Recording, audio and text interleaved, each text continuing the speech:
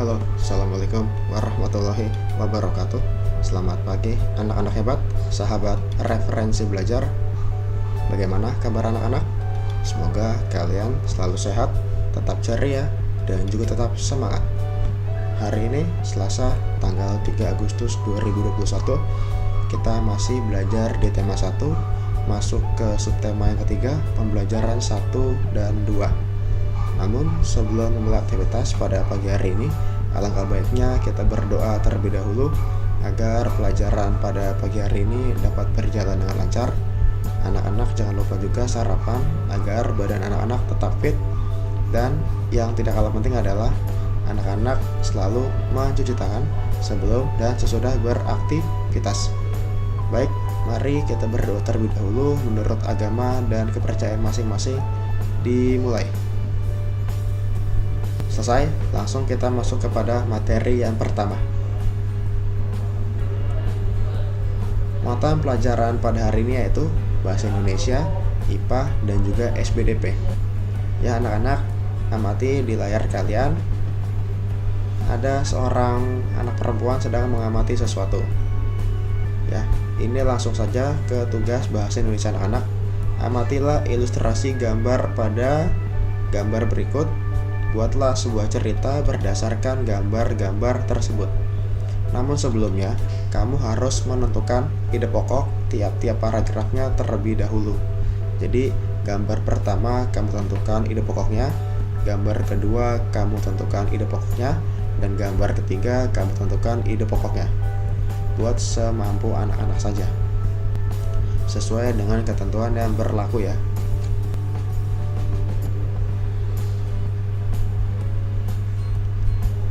Di sini ada teks bacaan, Bapak akan bacakan terlebih dahulu, anak-anak bisa disimak.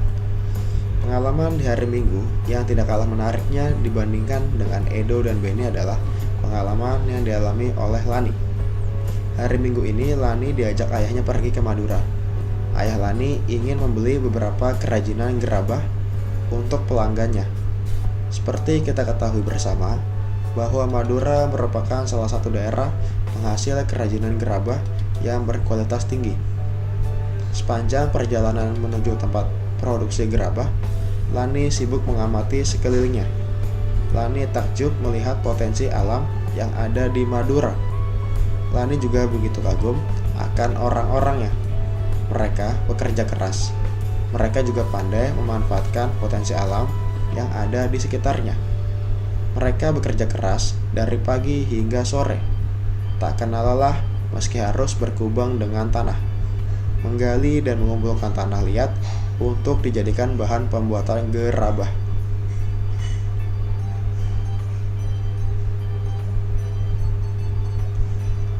Oke, kemudian di sini juga ada teks bacaan. Ayo membaca. Anak-anak bisa disimak terlebih dahulu, Bapak akan memulai membacanya. Judulnya adalah Gerabah dari Pulau Madura. Salah satu warisan karya budaya yang sangat tua, luas persebarannya, dan mampu bertahan hingga sekarang adalah gerabah, yakni barang pecah belah dari tanah bakar yang dibuat secara tradisional. Gerabah juga dikenal dengan sebutan tembikar.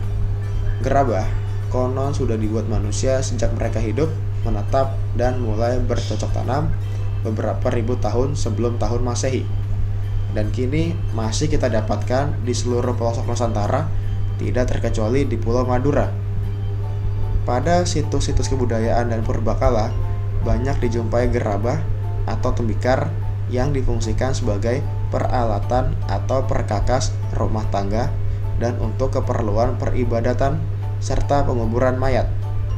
Gerabah yang paling sederhana dibuat dan dibentuk hanya menggunakan tangan dengan ciri adonan yang kasar, dan bagian-bagian gerabah tersebut masih dipenuhi oleh jejak-jejak jari. Selain itu, bentuknya kadang tidak simetris. Tidak terkecuali di Pulau Madura, gerabah dibuat untuk difungsikan sebagai peralatan sehari-hari masyarakat setempat yang dilakukan secara tradisional, seperti apa yang dilakukan oleh para pendahulunya. Kesamaan pembuatan gerabah di Madura sekarang ini dengan para pendahulunya adalah proses pembuatan dan bentuknya yang masih tradisional, sama seperti gerabah-gerabah yang dihasilkan pada zaman terdahulu. Gerabah-gerabah yang dihasilkan oleh para pengrajin di Madura adalah gerabah yang dibuat dari tanah liat yang berwarna kuning dengan pasir halus. Tanah liat hitam dapat juga dipergunakan, tetapi kualitasnya kurang baik. Beberapa daerah di Madura menjadi penghasil gerabah, seperti di Mandala Andulyang, Dukoro Baru, Yangkatan Kyangyan, Barungung, Pademawa, Dalpenyang, Pakaporan, dan Blega Bangkalan. Di antara daerah-daerah tersebut yang sangat terkenal adalah Karangpenang, Sampang, dan Andulang Sumenep. Kedua daerah tersebut memproduksi gerabah dalam bentuk genteng. Memang, tidak semua daerah di Madura menghasilkan gerabah. Hal ini disebabkan karena tidak semua wilayah di Madura memiliki struktur tanah liat yang dijadikan bahan dasar pembuatan gerabah. Secara umum, tanah-tanah di Madura mengandung pasir yang tinggi karena Pulau Madura dikelilingi oleh pantai, sehingga tidak bisa digunakan untuk membuat gerabah. Di antara daerah-daerah penghasil gerabah tersebut ada semacam pengrajin kerja untuk membuat barang-barang yang sudah ditentukan secara turun-temurun atau spesialisasi. Dengan spesialisasi ini, persaingan dapat dicegah. Gerabah Madura juga memiliki kekhasan lokal yang disebabkan oleh keahlian atau keterampilan pengrajin, tersedianya bahan, teknik pembuatan, dan teknik pembakaran. Dengan spesialisasi dan ciri khasnya itu, banyak kampung diberi nama sesuai dengan nama jenis tembikar tertentu. Peralatan pengrajin gerabah Madura adalah alat-alat tradisional yang tidak jauh bedanya dengan yang sudah digunakan pada zaman prasejarah. Alat-alat umum adalah cangkul, linggis, ember, dan alat-alat khusus seperti berikut. 1. Panombuk atau penumbuk berupa bulatan bertangkai untuk alat pembentuk bagian dalam. 2. Panempa. Panempa untuk membentuk dan penghalus bagian luar berupa sekeping papan. 3. Pangorek atau pengorek, yaitu sejenis sabit bermata miring bertangkai panjang untuk menghaluskan bagian dalam. 4. Panyebungan. Wadah air untuk menetesi gerabah dengan secarik kain agar mudah dihaluskan. 5. Pangelet. Secarik kain untuk membentuk bibir gerabah. 6. Pangajakan, yaitu sejenis nyiru untuk ayakan pasir. 7. Pangabuan, tempat abu. 8. Panompal, yaitu alat menyisikan abu dari pembakaran. 9. Werkower, yaitu galah berujung kawat lengkung. 10. Pamatong, yaitu sejenis pisau atau kawat pemotong tanah liat. 11. Pungku, yaitu pembakaran gerabah. Adapun proses pembuatan gerabah dilakukan dengan tahapan-tahapan yang harus dilakukan secara berurutan. Proses pembuatan gerabah tersebut sebagai berikut. 1. Menyiapkan bahan berupa tanah liat. 2. Mengaduk tanah liat dengan dicampuri air. 3. Setelah menjadi adonan, diambil perbongkahan untuk dibuat bentuk kasar. 4. Dengan menggunakan kain pangelet, bibir atau pinggiran bongkahan dibentuk sehingga bulat melingkar. 5. Bila yang dibuat sejenis periuk, maka ketika pinggiran atau bibir sudah jadi, lalu diangin-anginkan, baru kemudian membuat bagian perut yang terpisah dengan bibir. Kemudian setelah jadi perut dan bibir disambung dan diperhalus. 6. Bila yang dibuat bertelinga atau bertangkai, maka dibuatkan telinga atau tangkai untuk kemudian ditempelkan atau digabungkan dan diperhalus. 7. Setelah halus dan diteliti kesempurnaannya, kemudian dijemur atau dibakar hingga benar-benar kering. Langkah terakhir setelah kering adalah dibersihkan, namun untuk beberapa daerah ada yang masih menyempurnakannya dengan cat yang berasal dari lumpur.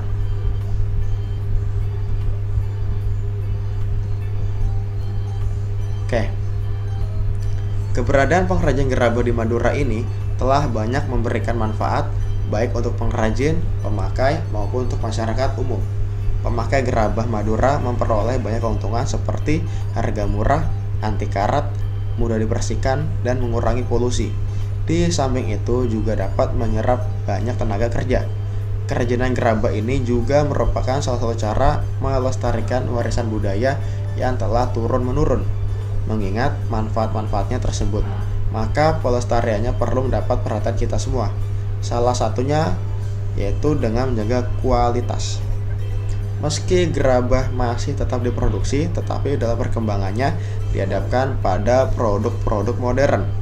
Produk-produk modern tersebut tidak hanya proses pembuatannya yang modern, namun juga menggunakan bahan-bahan yang lebih praktis dan lebih tahan lama, seperti dari plastik, karet, besi, dan aluminium. Akibatnya, lambat laun menggeser keberadaan gerabah. Para pengrajin pun juga terancam. Baik, ini teks lanjutan dari teks sebelumnya ya. Anak-anak tolong masih menyimak. Lani dan ayahnya sampai di tempat produksi gerabah. Di sana juga terdapat ruang pajang yang memamerkan berbagai hasil kerajinan gerabah.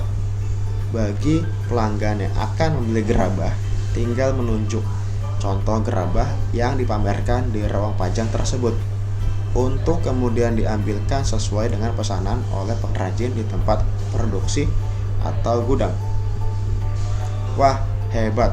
Kualitas gerabah-gerabah ini sangat baik, puji ayah Lani. Benar, ayah jadi bingung memilihnya karena semuanya bagus-bagus, kata Lani. Lani, memang harus begini. Kerajinan gerabah ini telah menjadi tumpuan nafkah masyarakat di sini. Jadi mereka pun mengerjakannya dengan sepenuh hati. Mereka benar-benar menjaga kualitasnya, mulai dari pemilihan bahan baku, proses produksi, finishing, pengemasan, hingga sampai pemasarannya. Jika mereka mengerjakannya sembarangan, mereka lama-kelamaan akan kehilangan pelanggan yang pada akhirnya justru akan mematikan sumber penghasilan mereka. Sejak jelas ayah Lani. Betul sekali ayah, kata Lani. Kita langsung masuk ke pembelajaran kedua. Baik, di sini ada teks bacaan tentang kerajinan gerabah lanjutan. Anak-anak bisa dibaca terlebih dahulu. Sekarang kita masuk ke materi IPA. Macam-macam kelainan pada organ gerak pasif atau tulang. Yang pertama ada fraktura atau patah tulang. Kelainan pada tulang akibat kecelakaan, baik kendaraan bermotor ataupun jatuh, dibedakan menjadi dua, yaitu fraktura yang tertutup, yaitu patah tulang yang tidak sampai merobek kulit atau otot, dan fraktura yang terbuka, patah tulang yang merobek atau menembus kulit atau otot. Kemudian ada osteoporosis, kelainan pada tulang yang disebabkan karena adanya pengeroposan tulang. Hal ini karena tubuh sudah tidak mampu lagi menyerap dan menggunakan kalsium secara normal. Yang ketiga ada fisura atau retak tulang, kelainan tulang yang menimbulkan keretakan pada tulang akibat kecelakaan. Yang kelima ada lordosis, yaitu kelainan tulang karena sikap duduk yang salah, sehingga tulang belakang melengkung pada daerah lumbalis. Hal ini akan mengakibatkan posisi kepala tertarik ke belakang. Kemudian skoliosis, yaitu kelainan tulang karena sikap duduk yang salah, sehingga tulang belakang melengkung ke arah samping.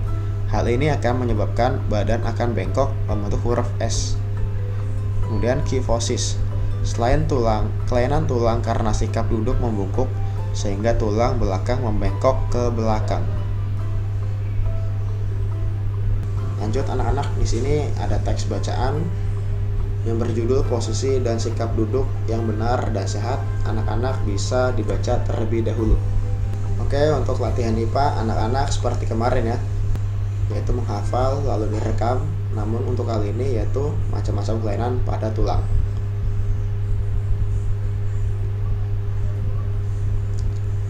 Oke, materi terakhir kita ke SPDP.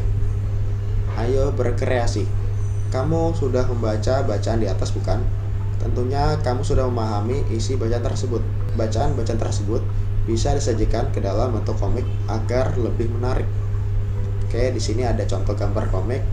Ada seorang lelaki yang sering mengalami sakit di punggungnya dikarenakan posisi duduknya salah.